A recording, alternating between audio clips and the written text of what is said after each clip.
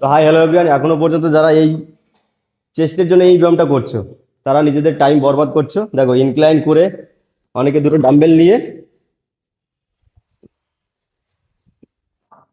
এই দুটো ডাম্বেল একবারে অ্যাডজাস্ট করে আপার চেস্টে নিয়ে এসে উপরে তুলছে, এই এক্সারসাইজটা। ওকে, তো তারা নিজেদের সময়টাকে নষ্ট করছে, কেননা দেখো তারা ভাবছে যে মিডিল লাইনের জন্য কোনো এক্সারসাইজ হয়, অ্যাকচুয়ালি না।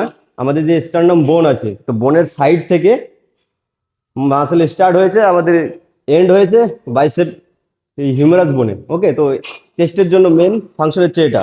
আর স্টার্নাম যে বোনটা আছে ওটা মিডিলে গ্যাপই আছে। তোমার চারি সাইড দিয়ে মাসেল যখনই গ্রোথ করবে অটোমেটিক তোমার এই লাইনটা বোঝা যাবে। তো চেস্টের দিন এই এক্সারসাইজটা অ্যাটলিস্ট করো না। এর জন্য আরেকটা তুমি আইসোলেশন এক্সারসাইজ করতে পারো, ফ্লাই করতে পারো। তো থ্যাংক ইউ, দেখা হচ্ছে নেক্সট ভিডিওতে।